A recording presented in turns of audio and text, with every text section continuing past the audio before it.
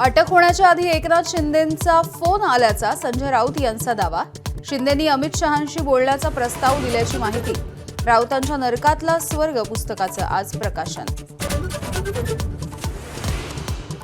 अमित शहा दिल्लीत आल्यावर शिवसेना आणि भाजपमधली दरी वाढू लागली. संजय राऊतांचा आरोप. अरुण जेटलींनीही शहांना समजवण्याचा प्रयत्न केल्याचा दावा.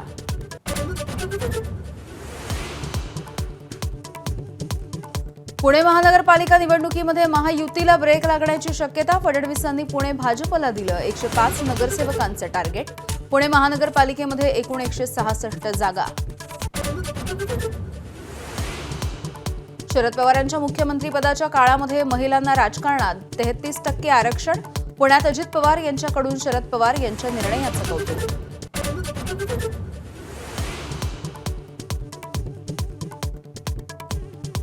ऑपरेशन सिंदूरमध्ये भारतानं पाकिस्तानचे 600 ड्रोन हाणून पाडल्याची सूत्रांची माहिती. 8 आणि 9 तारखेच्या रात्री पाकिस्तानकडून हवाई हद्दीचा भंग. भारत सरकार जगाला सांगणार ऑपरेशन सिंदूरचं सत्य. केंद्राकडून सर्वपक्षीय खासदारांच्या शिष्टमंडळाची स्थापना. परराष्ट्र मंत्रालयाच्या अधिकाऱ्यांसह शिष्टमंडळ देणार विविध देशांना भेट.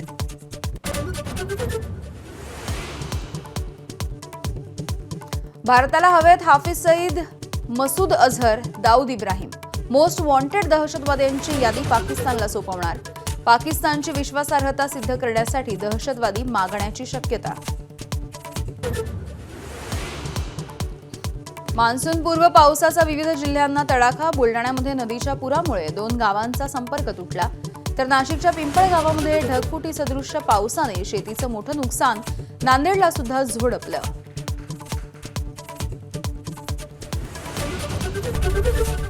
एबीपी माझा, उघडा डोळे बघा नीट.